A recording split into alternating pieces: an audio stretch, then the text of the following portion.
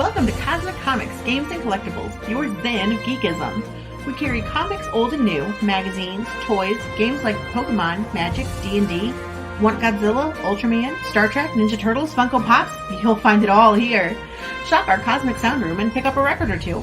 Enjoy our Comic Coffee Lounge with a cup of Sasquatch coffee while geeking out over a super cool movie on our big screen. Cosmic Comic, Games and Collectibles. Superman loves us, and so will you.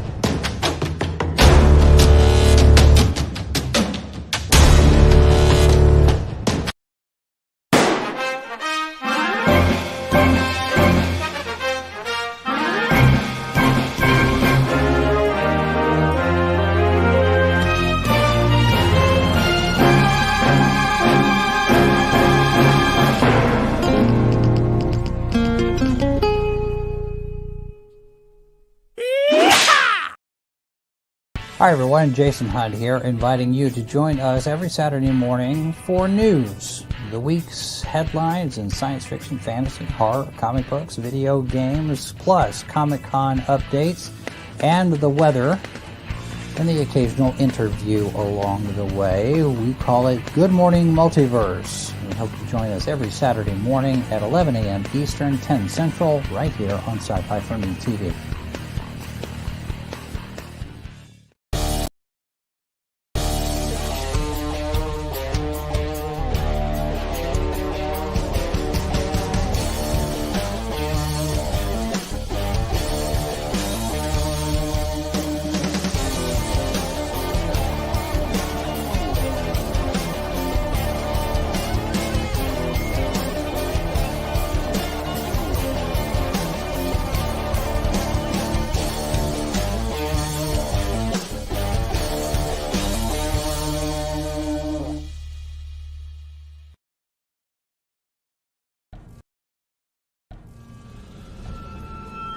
We've crossed paths more than once. I've whispered in your ear, shown you harmless little temptations. I am unknowable, yet you know me intimately. But you can always know me better. Collected here are 20 twisted tales that will thrill, chill, incite, and delight you from some of the most imaginative minds your species has to offer. This exclusive Indiegogo printing of The Devil You Know Better will be limited and numbered, with signatures from Mike Barron and Hart D. Fisher. Stretch goals achieved for this campaign will add interior chapter illustrations by Stefano Cardacelli. The Devil You Know Better. Back it on Indiegogo today, while you still can.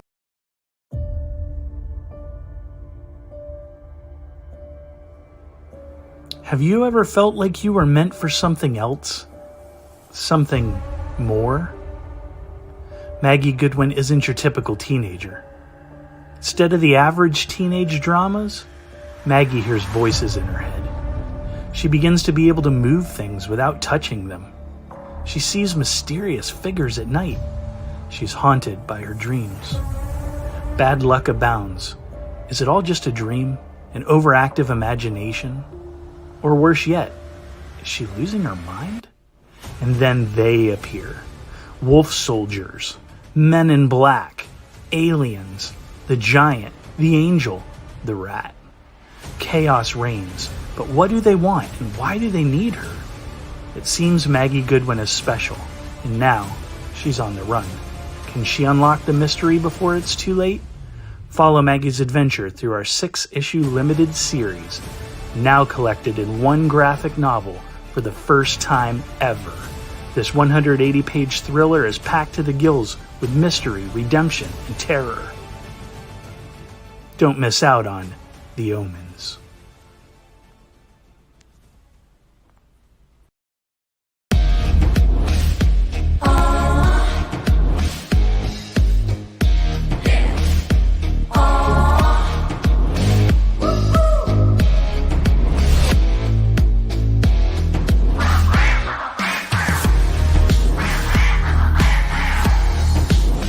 Your favorite podcast, it's Critical Blast. And good evening, everybody. I am RJ Carter, Senior Managing Editor here at CriticalBlast.com, Chief Envelope Licker for Critical Blast Logistics, myopic proofreader for Critical Blast Publishing, and I will answer the phone for all your data-related questions through Critical Blast Publishing in case your Kickstarter or your Indiegogo has gone, as they say in the Air Force, TU. Yeah, it happens, and then you're like, what do I do? How do I fulfill? That's where we come in. We've got a lot of practice at it now. So, we learn something with every campaign, and we've done about 20 of them for people. So we are, we're open for business. Hit us up. We will help you out. Tonight, we are going to dig into another crowdfunded comic, which is, sort of the wheelhouse of this podcast. Every once in a while we do UFO interviews, and sometimes we get into some Sasquatch. Sometimes it's even about movies, but most of the time, the bread and butter of this is talking with comic book creators. So we know that's why you guys like to stop by and pop in and say hi, like Mike Walters is here. He has liked and shared the stream. Good to see you, Mike. Mike will be hosting the mic stand at the top of the next hour, as we always like to remind folks. So if you are into getting your niche news about anime, manga, wrestling, and comics, pop over there when we're done here, and you will get your money's worth out of that show. Tonight, it's not the end of the world as we know it, but there are signs and wonders, and definitely omens. And to talk about that particular book, named appropriately enough, The Omens, please welcome with me to the show from Electromagnetic Comics, Shane Moore and Larry Morgan. Guys, how are you doing tonight? Hey, good. Great. Thanks for the introduction, RJ. That was smooth. I liked it. Yeah, Well, we got to you. tell people who you are, and if there's one thing I can do, it's rattle off at the mouth without thinking. Oh, there you go. What was that? I'm sorry. I said, if there's one thing I can do, it's rattle off at the mouth without thinking. Hey, yeah, that's a great skill to have. You can get far in life. So I've heard with that skill. I'll be working for elected office real soon now, but There you go. I'm afraid that once I got in, they'd want me to do something, and that's where I kind of, fall Nah. apart. Once you get in, you can just take bribes like everybody else. It's fine. Well, That's not okay, what takes the work. I mean, there's got to be a reason why you spend, millions of dollars to get a job that pays hundreds of thousands. Yeah, that's right. Absolutely. Absolutely. Great minds think alike. Yes, well, I don't know where the great minds are at. It must be YouTube because it's not mine. So I am going to ask the dumb questions because that's what I do a lot of. I ask the questions I already know the answers to. So when I say something like, tell me about the omens, it's not that I don't know about some of the stuff, but I'm asking it on behalf of our viewers. So we'll start with why in the world in this economic climate, in this situation where everybody's like, oh my God, comics suck these days. Did you guys say, yeah, that's what we're going to make? Oh boy. Yeah, that's a good question. No softballs here. And let's just say we've been working on this for quite a while. When we started this, who was president even back then, Shane? Oh boy. First visit to my house when we found the Carter. Carter. I mean, not quite that far, but we've been at this for a long time. You'd had milk and cookies. It was time to talk about comics. That's right. That's right. I guess the short answer to your question would be that I think at the time we didn't really know. We thought we were gonna conquer the world with our first issue. We thought it was easy. Yeah. We thought that was easy. That if you had a good story and a halfway decent art, knowing that we would get better, as we progressed, we thought, hey, you'd set the world on fire. But little did we know that, Right. that's really not how that works. And, clearly you've seen how the comic book industry has gone. It's I don't want to say it's a dying breed because it could just be a slump, but it was certainly different times when we started this. But even then, we were clueless to what we were doing and what we were getting into. But that being said, Shane and I, we've loved comics all our life. So if this was, I always think of, somebody once said that this was like train hobbyists, people who build model trains. It'll always be a niche audience. There will always be people who love model trains. But will you ever make $1 million in that industry? No. You have to do it because you love it. And we love comic books. It's just, that's the bottom line. True. So what were your do you remember your earliest comic book influences? I mean, the books that drew you into the hobby and then didn't let you go. I'll let Shane answer this one because my answer could take really the full time, quite frankly. I would say, it wasn't a comic that like really inspired me. It was the first Batman movie, the one that came out in 1989. That's what inspired me to really read the few comics that I had. And at that point, it kind of galvanized the idea. Like I knew what I wanted to be. Like, I always loved drawing. I loved art, but like by the time that movie was over, I was a comic book artist, and that's what I was going to focus my craft on. Yeah, Tim Burton's Batman. That was quite a moment in history. I remember being at school and being one of the few people who really knew comic books back then, and that movie was coming out, and everybody was asking me about it, and all of a sudden I was the subject matter expert in all things geekdom. Up until that, I'd been reading comic books forever. My dad had actually loved comic books when he was younger, and I had my tonsils out when I was young. He had bought me just a stack of comics when I was just a small child, and I remember coming across I don't think I could even read yet, and just looking at the pictures and just loving it and being fascinated with it, and that started my lifelong love of comic books. But yeah, the Batman movie was definitely one of those high water marks for comic book collectors. It really did sort of. We had the comic book movies before, but they had just never quite gelled with people. It was the Burton Batman, I think, that really lit the fuse that made the Marvel Cinematic Universe possible. Oh yeah. So you guys saw that movie too? Which one? That small indie film. Yeah. I don't know. I just thought maybe it was in my town or something. No. My comic book roots go all the way back to I was getting hooked by Bob Haney and Nick Cardy Teen Titans issues when they were new on the shelf. So yeah. I'm the old man who had to walk in the snow uphill both ways barefoot to get my comic books, and they only cost 10 cents. Hey, yeah, that's pretty much the comic industry, right? We're all the fans now. This isn't a hobby for kids. It's a hobby for guys in their 40s and up. Yeah. So well, we see some younger people, but the industry sort of kicked the kids out. Yeah, they really did. It got strange, quite frankly, and it went strange places. It did. Hey, Studio 38, good to see you in the chat there. We just had him on earlier this week, Monday, talking about his book. Damascus Mincemeyer took over the hosting duties that day.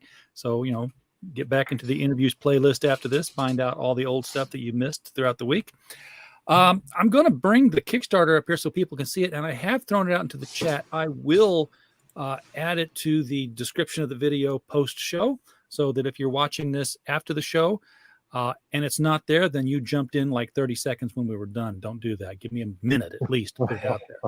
But it will be underneath the video to click on. You can click on that link at any time during here. It will not take you out of YouTube. You'll get to continue listening to the conversation while you throw some money at this project, which I think we're up. Somebody just did. Somebody just did. So you have a bunch of rich viewers that I was unaware of, RJ? Well, you know, we have generous viewers, and what it is they like to have the shake and bake moment on the show. That's what happens, and that goes. It goes a little something like this. It's shake and bake, and I help. So we love it when the people in our chat help these campaigns get closer to goal. So whoever did it, thank you. And by the way, it might have been somebody else, but if it happens during the show, we are taking the credit. Pure coincidence, I'm sure. Yeah, you take the credit, I'll take the cash. Okay, yeah, sure, yeah. We have a credit department. It's headed up by Helen Waite, and you know, so if you want credit with us, you just go see Helen. Just go to Helen Waite, and she'll take care of it. No, it's a bad joke. Bad joke in a shade tree auto mechanics shop. And Michael, you're all right. It is a shame that it seems kids don't have much to entertain them with comics now. And that's because the fans took over and they're like, you know, yeah, I read Batman as a kid. Now I'm going to write Batman, but it won't be for kids anymore because I'm an adult. Things get crazy. I definitely remember one of the last things while I was still collecting, you know, new Marvel and DC comics was Batman fully naked, and I'm just like, why? Who does that appeal to? Who are you aiming this to? You know, I mean, it's crazy. You know what? It was not that they were written for kids. It's that kids could read them. I mean, you know, my dad could read a Jonah Hex or a Batman, lay it on the coffee table, and not worry if I came in and picked it up and read it, which I was going to do. And even so, you could still see, you know, Batman in bed with Silver St. Cloud, and you know, his shirt would be off, and there'd be a blanket in the right place on her, and be like, but it still, you know, wasn't like, oh my God, don't look at that, don't read that, children. Oh gosh, yeah, I remember coming home from the comic book store when I was little. It was an issue of Alpha Flight, and one of the characters was basically naked and just only snow was covering her or something like that, and you know, my dad looking over it like, that doesn't, you know, that's not good. I know what they're trying to do, and I'm like, yeah, of course that's what they're trying to do, but it was always that idea of, you know, pushing the envelope just a little bit to, you know, make it titillating and fun. You know, it was always fun. You know? Yeah, I think the first racy scene I can remember from mainstream comics when I was a kid, I can't remember what issue it was, but it was an issue of Green Lantern, and Hal Jordan and Carol Ferris had gone camping, and you know, anytime a superhero takes a vacation, stuff is going to happen. Right. And they're outside the tent. And it's morning, and he's like grilling the fish, and he's wearing these long pajama pants, and he's shirtless. And she's stepping out of the tent, and she's wearing the long shirt that matches the pajama pants and just comes down to mid-thigh. I'm like, oh. Yeah, that's like just the right amount of racy. That's exactly, nothing more detailed than that is about where I like my comics, you know? Yeah, it's like, I can figure out what happened, and you didn't have to show it. Yep, exactly. Leave that stuff to the imagination. But that's how I like comics, and you know, I don't know what the future of comics will be, but Shane and I are definitely trying to recreate some of that slightly more wholesome, with yet still some graphic violence kind of in it. That's what we like. I kind of toned it down as we went because I was like, well, that was probably even a little much. But again, it's that. Trying to find that right balance of pushing the envelope a little beyond what, you know, you're comfortable with, and then, you know, bringing it right back so that, you know, it's not dangerous. You know, it's not dangerous. Well, we're Americans. Everybody keep your shirts on, but your guts are going to explode into pieces out. Right. That's right. Exactly right. And that does happen kind of sort of in places throughout this book. It's Yeah. it is a sort of a body horror kind of book. Yeah. But why don't you guys tell us what's going on in here in the world of Omens, because we're just getting slices of images here on your Kickstarter. You're being very coy with the story. Yeah, well, Shane set up the Kickstarter, so he's the coy one. I would give it all away right now, so I'll let Shane do the talking. Shane, Here, you want to? everybody just read real fast. Yeah, there you go. Well, I mean, you only have 3 copies, so the Kickstarter is for all 6 issues, and 4, 5, and 6 have yet to see print. I've drawn them since the pandemic started, and we made a decision to skip the floppies and go straight to a graphic novel. A lot of people doing that. Yeah. Yeah. I mean, the completist in me is probably going to do some digital prints of. Yeah, he's still screaming for, hey, we need to make these individual issues, and that's why I wanted the Kickstarter to be popular enough that we could do both. But well, we're gonna have to bring our podcast game up a little bit on this. Right. So the story of the Omens is about a girl named Maggie Goodwin. She may be losing her mind or may be gaining a superpower. And you don't know who the people that are following her. You don't know who the bad guys are, who the good guys are. And you kind of go through a journey through at least the first 3 episodes or issues, not episodes. Sorry, it's a Netflix pitch. Go ahead. No, I'm not. Netflix. I mean, call us, I guess. Yeah, no, don't call us.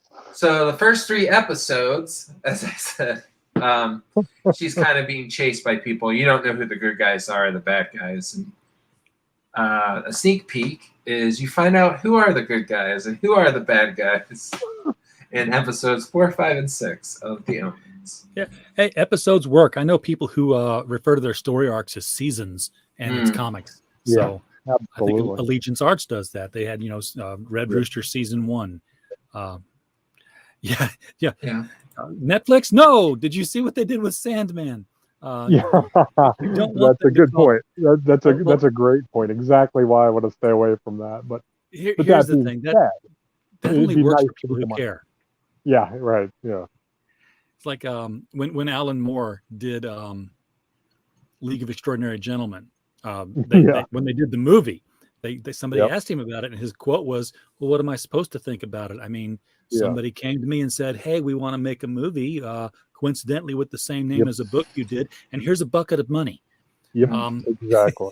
He took the bucket of money, and Neil's doing the same thing. That's why Neil is, saying, "Oh no, it's a good thing. Yeah, they could always change. Oh, it's okay that No, he doesn't care anymore. He hasn't done anything since Sandman really that has captured the zeitgeist of the country like it did then. Nothing that was in the same ballpark even as Sandman. So let's cash in. Come on. Well, and I mean, Sandman was a book too that was like, I mean, I don't know if you read it when it was coming out, but I can remember brand reading new off the shelf every month. And it was fantastic, and it was just revolutionary, and it was it was pushing the boundaries, and now it's just kind of, you look at it, and I mean, it's hard to not look at a lot of the things and say, well, cynically, it's just now it's kind of old hat, it's just I mean, I don't know. But is that because all the money? Is that because it inspired everything for the last 20 years? I would say in part. I would say that my opinion would be yes. It did inspire things. So it's like a John Carter type situation. Hey, now, come on. You mean the other John Carter, not that's a good one. John Carter of Mars. Yeah. Well, now see, if they'd have called it that instead of just John Carter, I think they'd have got a lot more butts in seats. Disney just did not market John Carter, a warlord of Mars.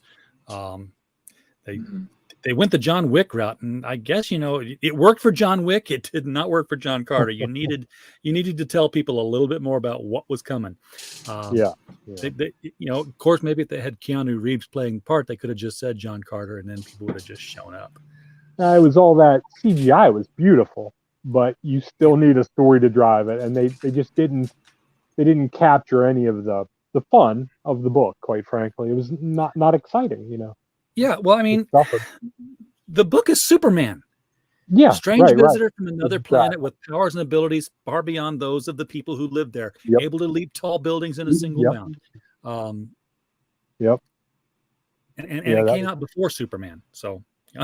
Right. It's definitely noted as a definite influence on Superman. So we wouldn't have our comic books that we love without John Carter.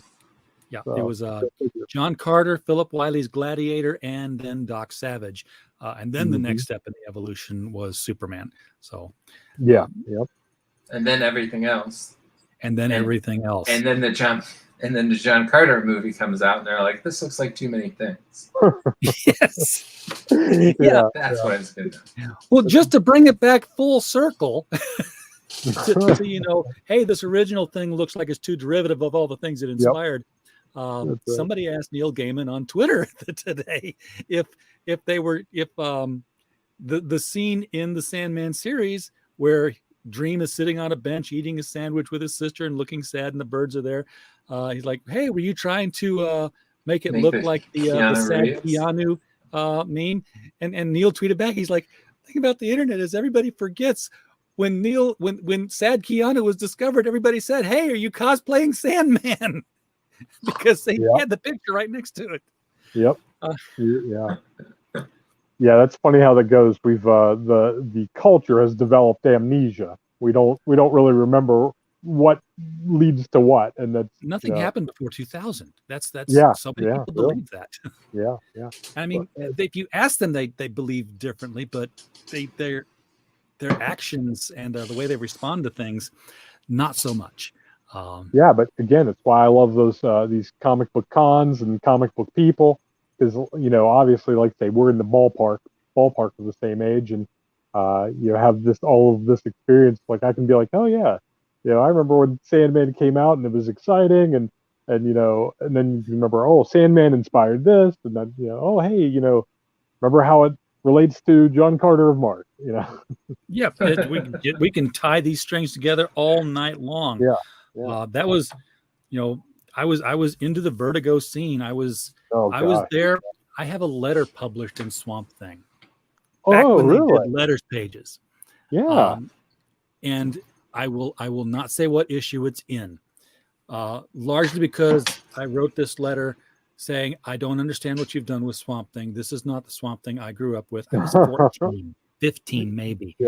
Oh boy! I was like, he's got flowers. You were growing a on grumpy old man when you were 14 years old. Yeah. I didn't know 14.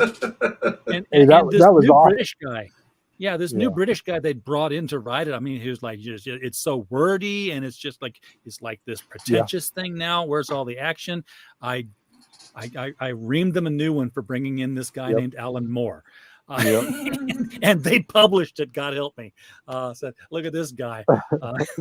So you really could identify the zeitgeist right there. It's like, oh yeah, I was on top. I had my thumb on the pulse of the industry. Exactly. Of course, I grew to love it. I think I was more against the Bissett and Tuttleben artwork style, and even then, I got better. I don't know what was wrong with me at that point. I remember I signed it off saying, "Give me original Swampy or give me Spider-Man." Good boy. So, speaking of art, now I was looking at the art on this one. This is not your traditional superhero art. It's very indie. Shane is a verified artiste. Yes, it's more like if Ghost World were a superhero story. The art's very, very much like, and I don't know who the artist was on Ghost World now, but it's very much an indie kind of aesthetic to it. I will accept that as a compliment. Thank you. Well, it's a long way of saying that nobody has boobs. They're all very thin people, except for Rat and Impact.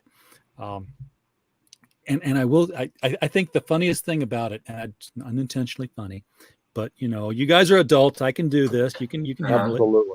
it. The funniest thing is that Rat wears a mask. Like without the mask, he might be, oh, you're that Rat.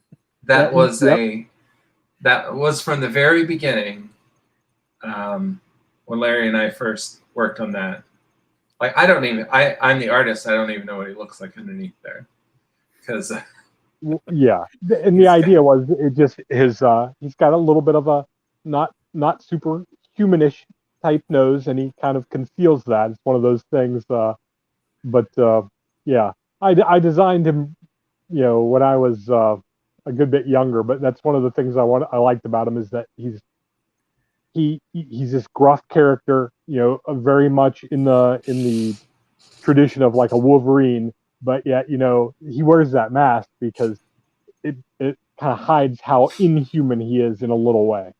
Okay. So it's a self-conscious thing. Yeah, actually it is. Identity hiding thing. Yeah, the design, you're absolutely right. The design was one of the reasons. When Larry and I had first talked about doing this book, Larry has dozens and dozens of pitches and comic book universe characters and books, and he had finished his book, The Believer, the first issue, and I was over at his house, and I just saw one picture of it, and I'd seen his pictures of Rat before. Yeah, there's The Believer. I had seen a few issues or a few pictures and of Rat, and then the Omens, like his basic logo, and like kind of a picture of them together. That was kind of what inspired me to let's do this one, Yeah, and Shane, you're being really honest. You would say it didn't just inspire you. Shane looked at it and said, "This doesn't look like my normal design stuff. More like The Believer, which is very traditional as far as costume and the character, very traditional, a la Super Friends, and the Omens was really trying to find in the same universe, in the same fictional universe in my head, was in the same universe, but a very different corner of the universe kind of thing. Which by the way, I now have to hunt down and look for, because I like the design elements that were put into there, where you got the middle letters of Believer highlighted, which of course are lie. Yeah, absolutely. And I'm like, very okay, observant. so is this like a religious superhero, but he's like Homelander religious because he's like not, but he pretends to be. Yep, and that was exactly what my idea was for The Believer, to go with something that would be you'd question as you read it. What is this? Who is this guy? And again, it was various things that I've liked. Obviously inspire what I write, but I always kind of like the idea of a story isn't complete until somebody else reads it, other than the writer. And what I'm looking for with The Believer was saying, I want the reader to look at it and determine certain things about the character. Is he a believer or is he a liar? Is he dressing up just to simply hide his real identity, which is villainous, under this costume that is iconic? So he's hiding under the idea of this icon, but could he be really a believer? Could he be somebody who's changed his turned over a new leaf?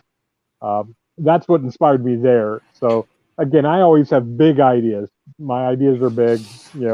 That's why I need my friends like Shane and Mark to really hold my feet to the fire and make me finish out the idea so that we can see it fleshed out a little bit. Terry Zwigoff, that was the artist on Ghost World. So that's the person I was thinking of. So so there's no believer in this. There is but is there a religious overtone to this? I mean, because they are called the Omens, which while is not necessarily biblical, because of the movie, now everybody thinks of end times and such. Yep. Does that play Yeah, into here at all, or is it just like a really cool name? No, there's not really any kind of religious aspect to this. There is one, really essentially two characters who are, have a certain level of faith or whatever you want to say there, but it has a very, very minor part. Really, the idea was, when I was first writing this, I was coming across some of those ideas I'm seeing. You see them now; they're very common in Ancient Aliens and such. But really, it's looking at the Bible, the ancient scriptures, and saying, "Hey, there are all these, incredible prophecies, which you could really read a lot into." So, what I was really going with is this idea that the appearance of these creatures was essentially an omen of bad tidings, essentially. The idea that, whenever you saw, the Minotaur or something like that, it essentially, it meant that the civilization itself was, essentially at the end of its rope, when these chimera, these half human, half something else show up.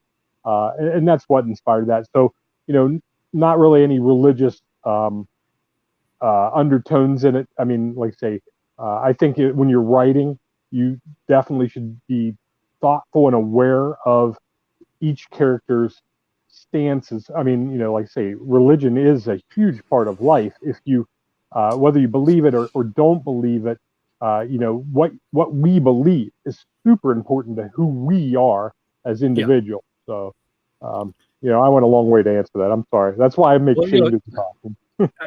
I totally get that. And, I hear a lot of people saying, hey, if you're, especially if somebody's a politician, or like, you need to leave your faith at the door when you come do your job thing. I'm like, well, if you can leave it at the door, it's not faith then.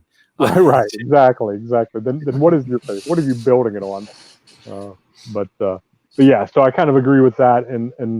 And really the idea of Omens was, again, this idea that when these types of creatures show up, in ancient Greek mythology, when those chimera showed up, it really was this beginning of the end of the civilization. So when these half man, half anything, half, goat, or goat was really big with the old Romans, but any mixture of man and animal, this kind of thing shows up, you're headed for the end of that civilization. So yeah, that kind of always appealed to me in writing it. Yeah, and a chimera is a changer. It's it's where the word, the root of the word. It's why things are chimerical. They're weird and changing.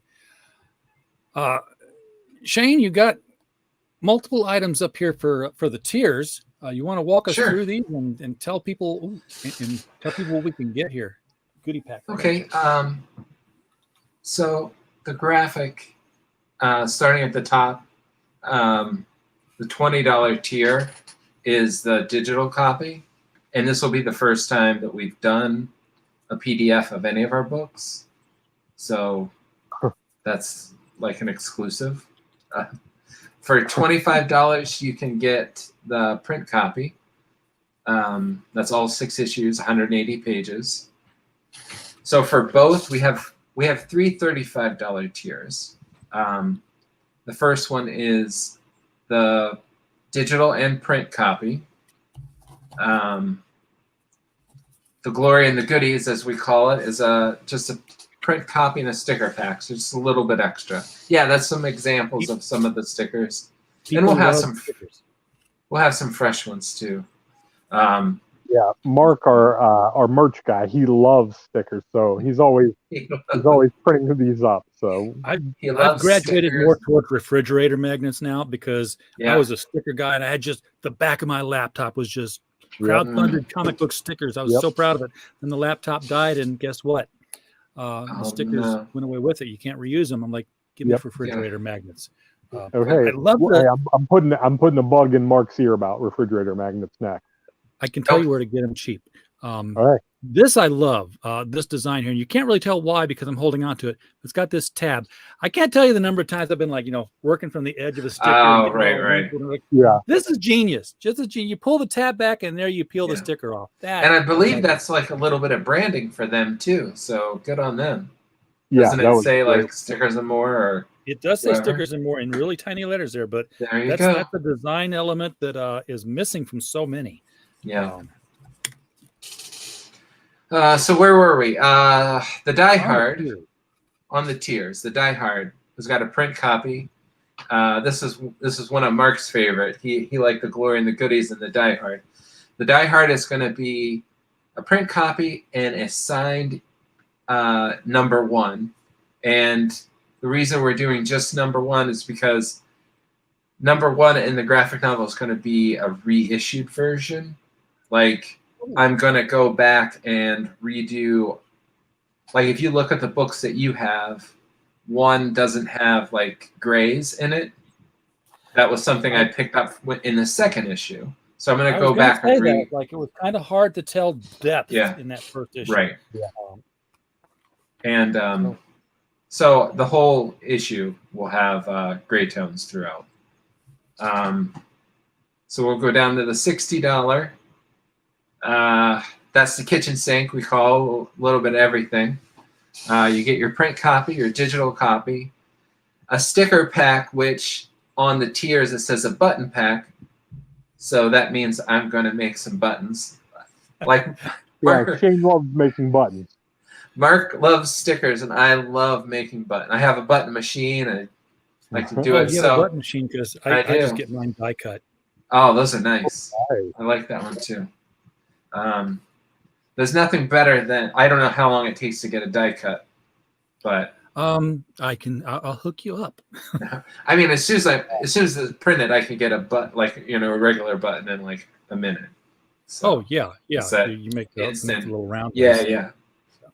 Nice. Instant satisfaction. Oh, and that comes with an Omens logo T-shirt, which also is available as an add-on. Add-ons are great. Yeah. So the 100, that's the big one.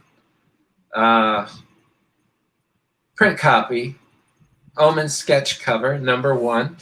So I made these by hand here. When number when number 1 came out, we had these sketch covers made. I think I only have 12. So the first 12 people that select that I'll draw and ink the character of your choice, preferably a Omens character. Yeah, it wouldn't make much sense for Wolverine to show up on the cover there. One of a kind issue. You'd be the only one with that artwork, and only one of 12 people who even had that option. Sure. You got some nice color images down here. So those are all the covers, which we're hoping to get in the interior in color. And Shane's hoping to get individual issues of each one. Well, I mean, we're not selling individual issues, but yes, I would love to do. Well, people do. I mean, I know a lot of creators are going toward let's just do the whole graphic novel. And then I hear a lot of people in the chat are like, but can I still get the floppies? Because they like to have that. I mean, it goes back and forth, but I heard somebody say one time that like floppies aren't a value, like they're not 10 cents anymore. No. So it's, as much as I love them, you kind of got to stick with what people want. They're not worth the cost of printing them sometimes. No. We have some activity in the chat from Dominic Powell. Says, good afternoon, everyone. What are the inspirations for the Omens, and how long have you been active as EMP? So I see New Mutants when I look at the Omens, but that doesn't necessarily mean that that's what you saw. No, I mean, that's you're close. It was essentially completely inspired by my fanatical love of X-Men comic books. I loved the X-Men. So this was an idea. the X-Men was already a little, though, some of the science behind it was already old by the time I started getting into the science aspect of it. Like this idea that mutations led to, this evolutionary increase where we were really seeing, mutations being negative and damaging. We're not seeing the classic idea of, one thing turning into another through evolution the way we expected it to. So, I really wanted to go with this idea of transhumanism. What happens when people decide to change themselves into something else and, become something other than human? So, I like I say, did this as a play on the X-Men. And again, Shane, yell at me if I'm giving away too much of the story for your taste. But, the idea really was essentially, instead of X-Men, it's Omens. So there's a little fun. You said the quiet part out loud. I said the quiet part out loud. The Omens. I get it. Yeah, okay. I would say. So, go ahead. Shane, shut me If it up. had been a religious group, it would have been the Amens. No, I mean. Oh, that's a good one. That's a good one. Amens. Write that down. Copyright it. I guess like when Larry pitched it to me, like I like the idea that it was, having a mutation wasn't just a good thing. There was a downside to it, There's all the Morlocks that didn't quite, make it to superhero. Right. Yeah. Right. Yeah, exactly. Except the idea would be that, hey, along the way, as we're evolving ourselves as humans into something else, there's going to be these trial and error periods where, what we come up with might have great benefits, but also would have, incredible drawbacks or negative, negative consequences. So really, it was, again, just inspired by my love of the X-Men and saying, hey, what would it be slightly, twist that X-Men idea and say, hey, if we were making ourselves, X-Men, what would this look like? And that was kind of that was what inspired the Omens for me. And then, like I say, Shane just liked some of the costumes that I had kind of started designing, and like you said with Rat's costume, the quirkiness of them was they were very not like my normal designs, which are, like I say, again, inspired mostly by watching the Super Friends cartoon as a child. So they also asked when we started. Yeah, how long have you guys been at that? I know this is your first Kickstarter, but this isn't your first comic book. No, it's not. Larry and I met in college in the 90s. I won't say what year, but we did a book called The Fairmont 5 that was kind of ash canny, very, very simple. Totally. And then at that point, I went off to graduate school, and Larry kind of started his family, and then we reconnected in 2009-ish. And I think Omens came out. The first issue of Omens came out in 2011. And then I started a family. And you're gonna get the comic book done. Right. Yeah. That's exactly what it felt like. It was like, oh, we weren't making a lot of progress, and life was happening, and comic books, which we loved, were always going further and further back. Yeah. Dominic comments, in other words, mutation through evolution, be it natural or artificial, is explored with nuance by showcasing its pros and cons. I like it. If you Dominic like should it, write. Then you're gonna love this Kickstarter, Dominic. Yeah. Let me throw the link to the Kickstarter out there again, because I screwed up and it's not in the description yet. Like I said, it will be after the show. I promise. I'll put it there. And Kickstarter, by the way, has got to fix stuff. I don't know if you guys have noticed it or not, but that little thing at the top where you get the short link, those things don't work anymore. Those things take you right to Kickstarter's main page all the time now. If you search either my name, Shane Moore, or the Omens, you should be able to find it. Yeah, well, I use the long link now. I use the full URL, but I used to just embed that short little KSTR. Oh, I I had a tiny URL made for it too, so That'll work too. Now, I know we talked about the Believer just a little bit, and I was like, well, let's not get off base. We want to focus on the Omens. But now I'm seeing his picture in the sticker pack. So, is this a shared universe? Ooh, good question. Yeah, absolutely. And kind of also back to the previous question, what we're seeing in this series is the origins of the Omens team. The idea really was going to be that eventually they will be an established team, but this is a look at how they come to be, how they, their first trials, how they decide to even become this idea of superheroes versus just weird outcasts. So they kind of fall into this like say larger universe that way. Yeah, and some of them you're like, well, I'm like, why? What can they do other than be freaks? Rat, Yeah. maybe he's got a little bit more animal strength to him because he's a little bit more feral. But Luminous, I think. What? Help me out with his name here. I can't remember if it's translucent or luminous now. It's luminous. Luminous, see-through kid. Translucent. See-through kid is fine. Yeah. Translucent is good though. Yeah. He's that's Superheroes, the reject. voice, right? Yeah. Like if you look at the artwork, like this is doing it in color is different than like doing it in black and white. But like I've always imagined, like when you're a kid, you would put your hand over your flashlight and you could see your bones, like that. I've spent 6 issues trying to capture that aesthetic, and maybe I failed miserably, but that's what I was going for. That he's light is emanating from the inside out of him, so you can see his skeleton, but it's like this one does look very translucent. No, I can see the translucence in this. It's cool. I just I didn't know what good comes from being I have a light inside me. You can see my bones.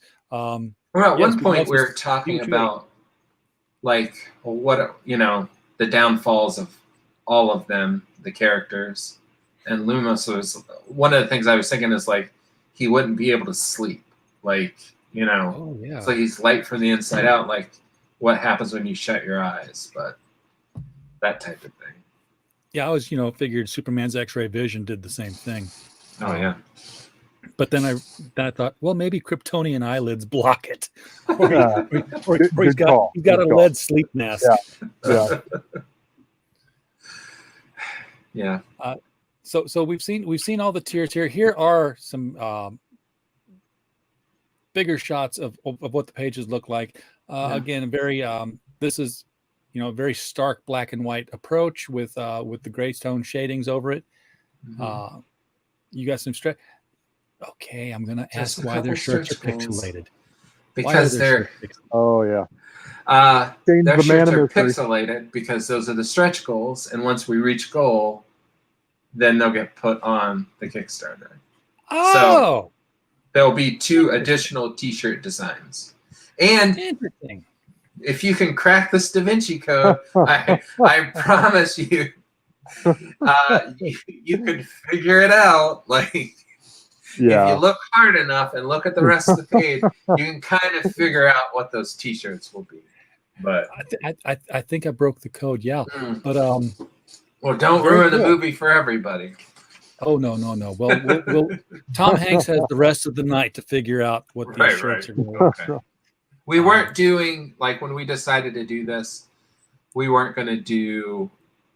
not doing like variant covers. We're not doing a bunch of crazy stretch goals. Like we'd like to make our money, and people want the thing enough versus like, a bunch of extra, Yeah, this is true. That being said, we did a couple of things that we've normally done. Like I talked about the PDF and well, the PDF people want, especially even with the first time.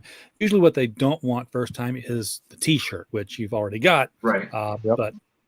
But at the same time, at least the T-shirt is the logo of the book. I've seen people make T-shirts of their really cool character, and I'm like, that's great. You didn't even say who it was or what book he was in, so people can't Google that when they see it on somebody else. Well, I will thank Mark for that because, without giving it away, I was into the characters. I thought people would want that. You can put the characters, just make sure you put something that people can type. Otherwise, it's like, dude, stand still. Let me get a picture of your shirt. Nobody's going to do that. Right. So you're almost halfway to goal. Again, you've got 25 days to go. So I'm guessing you've been at it for 5 days so far. I don't know. Yeah, we started on Saturday. Larry wasn't there, but Mark and I were at Dayton, Gem City Comic Con in Dayton, Ohio. And we planned all this out that we would start that day. So we were able to. Did you get much action out of the convention? You have your QR code set up where people could scan it. Oh yeah, no, I had my stuff and it was passing out. I think we talked to as many people as we could. We knew a few people there that were very generous. So I would thank anybody that's backed us yet or will back us in the future. Right. So we're coming up to the top of the hour here where we're getting ready to close it out. Is there anything about the Omens that people should know that we haven't discussed yet? We've kind of been all over the map with comics and everything but the Omens at times. But who's the target reader? Let's ask that. Yeah, to be honest, probably 40-year-olds. People like us who grew up on comic books, who want to kind of relive some of that, and enjoy a good classic, good solid comic book story. That's what I would say. I don't know, Shane. What's your take on it? Well, we do. Most of the sales we do are at conventions that we go to, and the sales mainly go to people that have never been to a comic book convention before, or have even picked up a comic.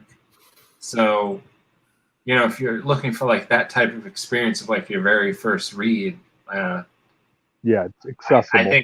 I think it is as accessible to that person as someone who's read comics their entire life. That's all right. True. Yeah. How big is EMP? We've talked about the Omens. We've mentioned that you have the Believer, but how wide is your line?